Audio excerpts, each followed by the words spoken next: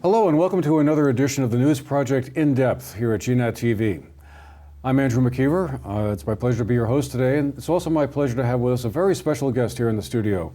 Mark Tashin, the headmaster of Burton Academy, is here fresh from the graduation ceremonies and another year completed at the school. Must be nice to have a couple of weeks off to kind of just relax after all of that. Well, relaxation hasn't started yet. There's a lot of cleanup to the school year, but yes, it's nice to have hit that milestone. All right. Well, and this marks a kind of another milestone as well. As many of you know, Mark Tashin arrived here as the headmaster at Burton in the fall of 2008. So this marks the 9th year you've been head of the school. This must been have been a fascinating journey these past 9 years. And I know there's still many more chapters yet to be written on all that. There are a lot more chapters, but so far it's been an incredible journey. It's been an incredible personal journey, professional journey, and certainly family journey. And that's about to have another interesting new chapter written, which the first thing we want to talk about is this sabbatical leave you're going to be going on, Yes. I guess beginning in July. End of July. End of July, running through the rest of the year. And you'll be heading down with your family to Costa Rica. That's correct. For 6 months or so. Tell us a little bit about that. What prompted the idea and what will be the sort of overarching purpose of it all?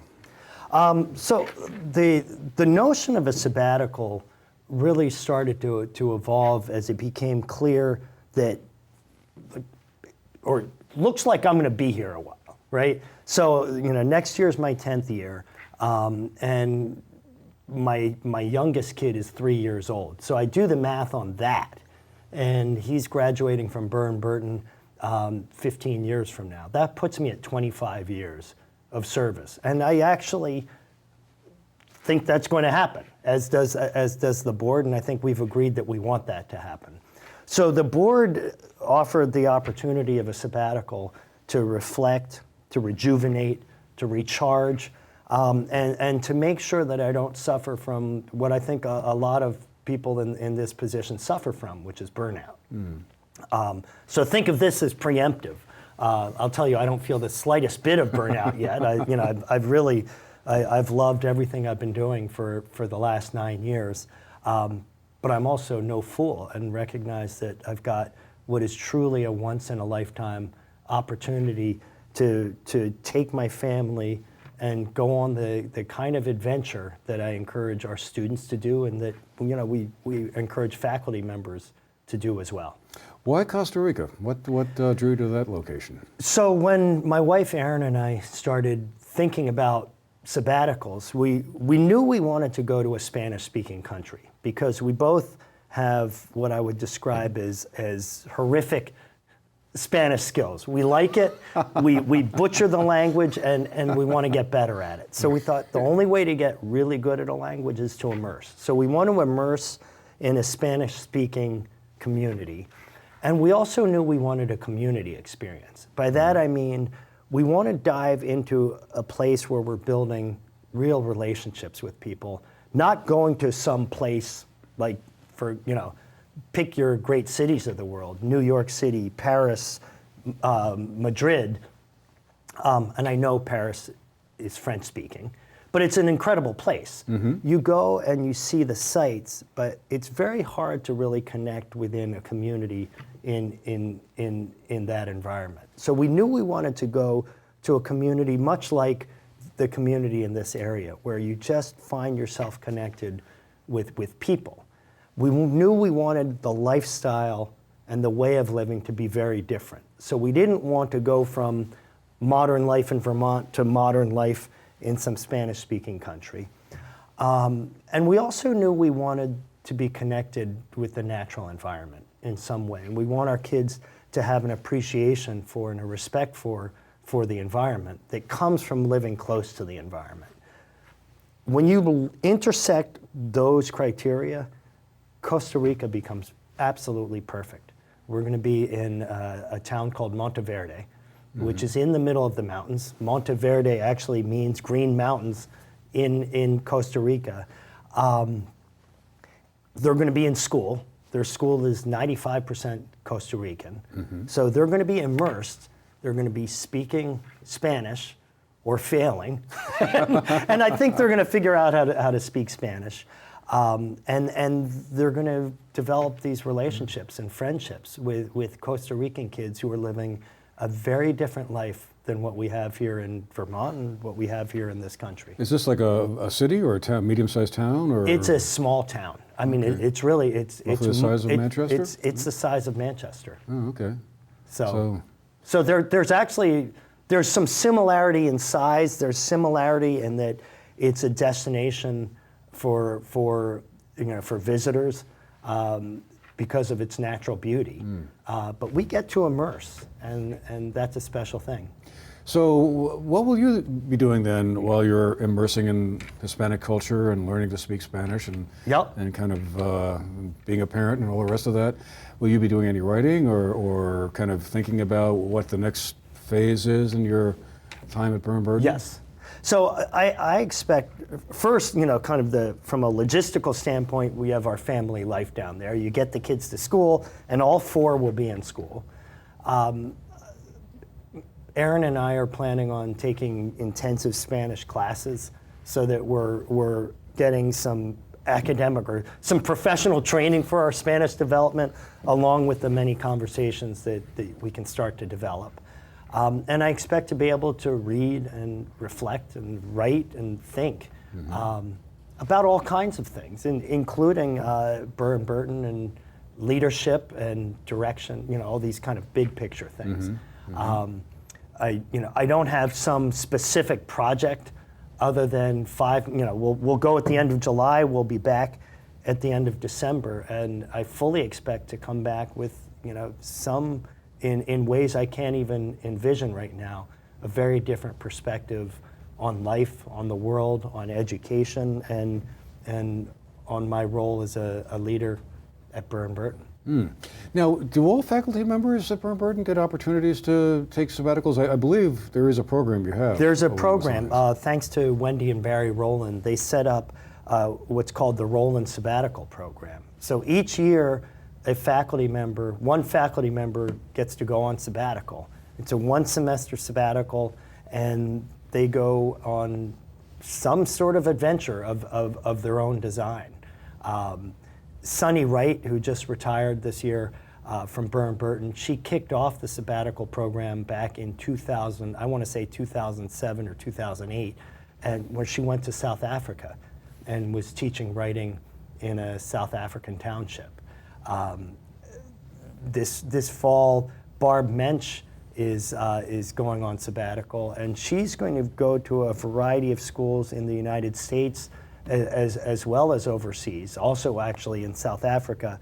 And she's going to be teaching reading and also seeing how other reading programs operate. So there's some professional purpose to her travels, and there's just the incredible opportunity and adventure of stepping out of your day-to-day life and doing something very different. Yeah, well, that's a great opportunity. I'm thinking, gee, I should have done that. You still can, Andrew. Maybe so. So while you're away, Meg Kenny is going to be running the school. Will you be in touch or emailing back and forth, or are you going to try to kind of drop the curtain and say, call me if you need me, but I'll let you do it? So Meg Kenny, who's the assistant head, is going to be acting head of school.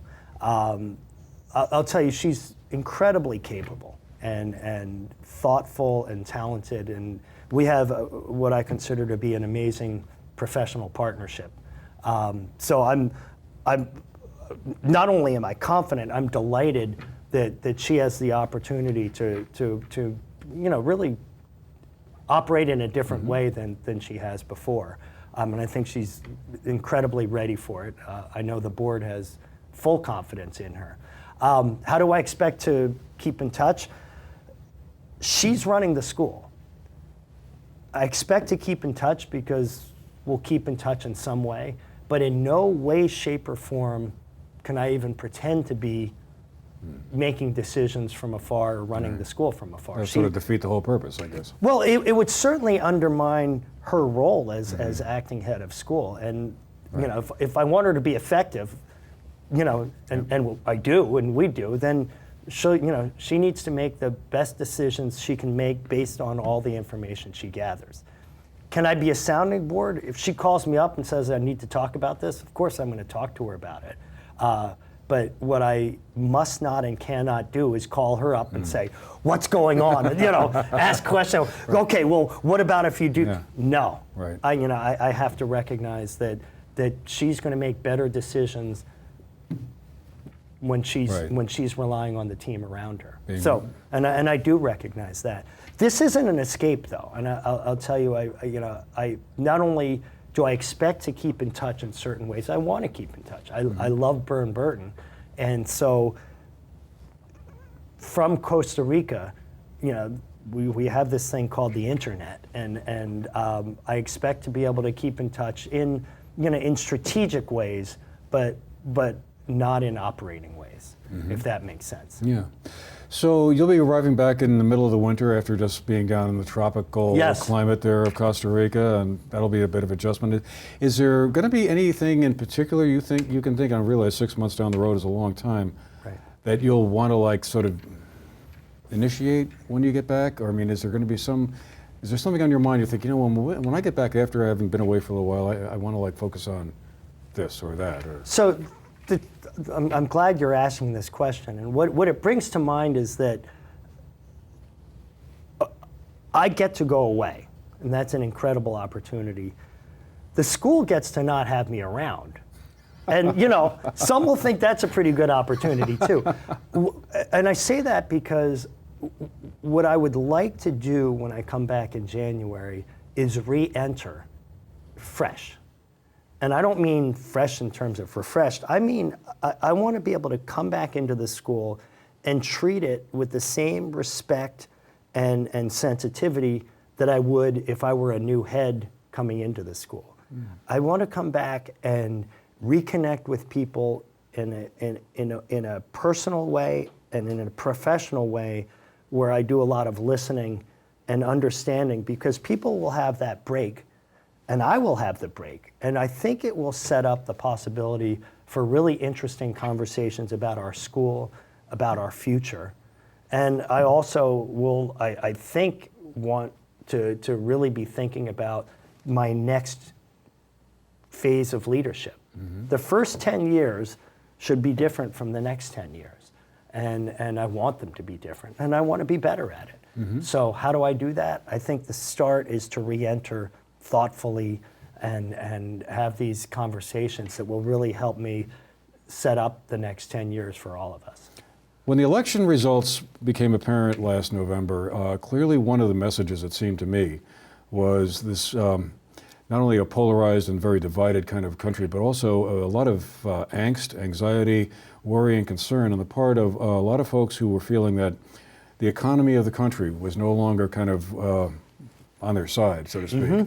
We've had huge disruptive changes driven by globalization, technology, computers, all of that kind of well known. It's no new story or anything like that. But combined with the recession that started in 2008 and 2009, threw a lot of people out of work and kind of upended a lot of lives, leading to, I think, as many experts have said, that's kind of a key as to why who's in the White House is in the White House. I guess who's in the White House? I think he used to develop real estate in New York. Yeah, he was in New York. I was down there. Right, and me too. I remember him from the 70s and 80s. And anyway, but that's another conversation. We can have another time, offline maybe. I guess I just wondered, as an educator, did you draw any conclusions or thoughts about that in terms of what is the role of education in preparing folks who may not be sort of college-oriented or want to go on to a 4-year school or even a 2-year school, kind of just want to go to work. Right. And we keep on hearing that the factories of today are really different from the factories of even 20 or 30 years ago, where the image used to be this sort of a robotic assembly line kind of labor where you did the same thing for 8 hours a day and kind of that was that. But it was well-paying jobs. People could live well. They could think about providing for their families and living fairly well, even with only a high school education basically in their pockets.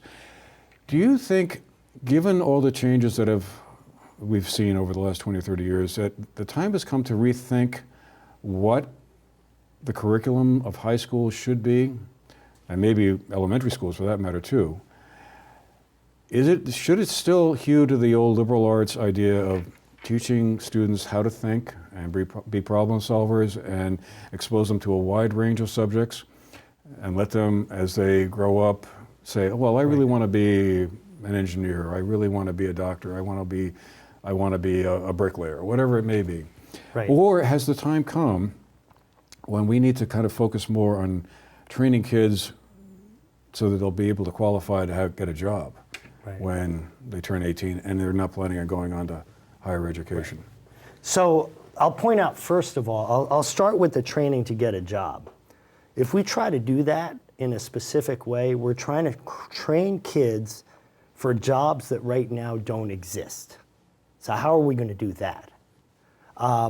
This discussion and this debate, it's sort of the debate of the liberal development of the mind versus development of some specific skills. This is a debate that's been going on certainly since the 1800s, if not sooner. But in the 1800s, in this country, you go back to Booker T. Washington, who was one of the great African-American leaders who was actively promoting the notion of economic development for the African-American community through basic skills development, competing with an equally powerful luminary in the African-American community, W.E.B. Du Bois.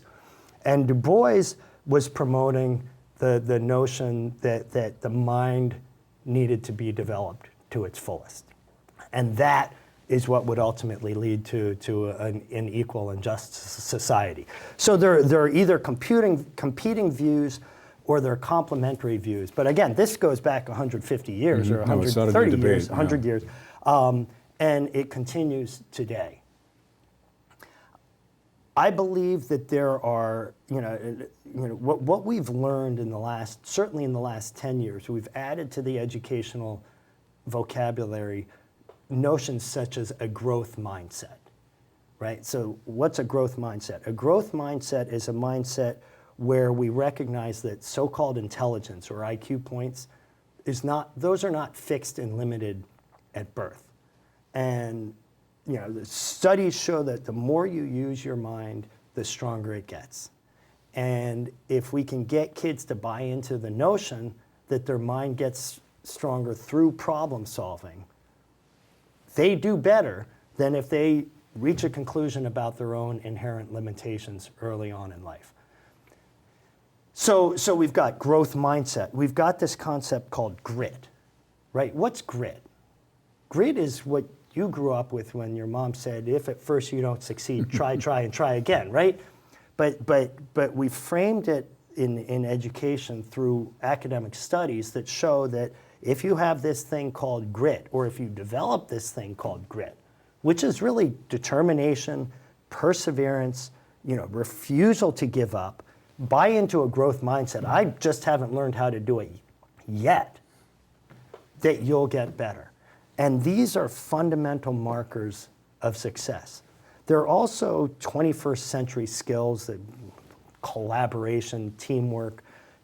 All these skills are actually very similar to what I think was required for success 30 years ago. What's less available is the I'll just get a job and go work at the factory because our manufacturing base is going away or is becoming much more high tech. So it's much harder to just get out of high school and start your job in the General Motors factory making cars and move on up and with a very nice union package, live a very nice middle class life. That's what built the American middle class in the 1900s. And it's, I think, the disappearance of manufacturing that's really creating the pressure that we see in 2017. So what does that mean for education? I think what it means is we need to keep developing the skills of creative thinking, of analytical skills. We want kids to be more conversant in technology, not less so. We want them to be more creative, not less so. We want them to be more entrepreneurial. They need to be able to think and see how to solve problems so that they can either create their own businesses or thrive in anyone else's business. And they have to value learning, because it's even more imperative that you continue your learning after age 18. So thinking of high school as the end point to education is a terrible way of thinking about your life, any more than thinking about college as the end point of education is a terrible way. We have to, more than ever, commit ourselves to a life of learning and adapting to a world that we can't even really envision right now. So that, to me, is our role. My conclusion is not that we need to be more vocational. My conclusion is that we need to get more and more students to buy into the growth mindset and get more and more of them to buy into the notion that even if you don't go to college, learning cannot stop. You want to work on cars? Well, look what's required. The cars are filled with technology. You almost need a computer science degree now in order to fix a car. So I long ago gave up trying to even change the oil in my car. Well, you could probably we could teach you to change the oil. Okay. That's still a manageable skill. Yeah. But those skills are $10 an hour skills, and they were $10 an hour 30 years ago. The skills and the opportunity in the future is going to go towards people who know how to work hard, who know how to work together, and who are comfortable with learning. They're going to dive into new situations and learn what it takes in order to succeed in that new job. They're trainable, they're coachable. So those are, I think, really critical skills, and they're in a way the antithesis of training someone for a job. In understanding Trump's success, President Trump's success in getting into office and capturing the imagination of a group of people that aren't typically the Republican base, this working class, and in a way the white working class. If you look at it from their perspective, the American economy is failing them, because they bought into, they're not 18-year-olds, they're 40-year-olds who have been in a certain career, or a certain job, I should say. And expected to go on doing that for as long as they wanted. And they expected to go on and keep making a living. And it's very hard to change gears at 40 or 50 years old and go from a job you've been trained to do, and I'm going to use coal mining as an example, and then in this new economy with new technology, if those jobs are going away, what next? And so the promise of at least preserving that slice of the American contract, the compact between our citizens and our economy, if someone comes along and says, I'm going to preserve that, that's not just enticing, that's like life-saving. Right, sure. So I think put in that frame, you start to understand how vulnerable a segment of the population is. I don't want to create more students who grow up to be in that position 20 years from now. Right. And change is happening faster now than it did 20 years ago, and 20 years from now it's going to be happening even faster. Right. So if we're not training kids to be adaptable, if we're not giving them transferable skills, not specific skills, they're going to be in the same place 20 years from now when those jobs go away. And they go, well, what do I do now? And what do we do now? Good question. So that's, to me, the educational part, implication is absolutely teaching for continued learning, teaching for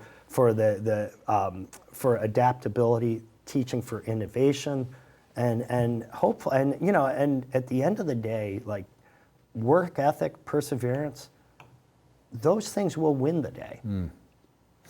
In the couple of minutes we have left, I wanted to ask you a quick question about where things stand at the moment on that whole issue that kind of exploded, if you will, I guess last November, December, around the State Board of Education and the rules they were attempting to put through about independent schools, which I know had you and several of your colleagues concerned and alarmed. Those rules might really undermine your ability to kind of, carry out your mission. I guess it seems like to me, from being on the outside, that that discussion is kind of like damped down a little bit. But Where are we at this point? Is that been resolved, or well? are And we still... it was a concern on my part. There was concern by thousands of people in our communities that have tremendous value for school choice, and so the rules as originally proposed were a direct threat on school choice. That said, I think there was and continues to be too much discussion about State Board of Education versus independent schools, and independent schools against the State Board of Education. At the end of the day, independent schools, whether it's Burton, St. Johnsbury, Thetford Academy, Linden Institute, which are what we call the traditional town academies, those independent schools, we couldn't possibly serve every kid in Vermont. We don't have the capacity any more than, and so the beauty of Vermont has been the coexistence and this complementary system of independent schools and school choice coupled with public schools. And depending on the locale, you either have school choice or you have a public school. And they've worked for 200 years. We've worked in complementary fashion.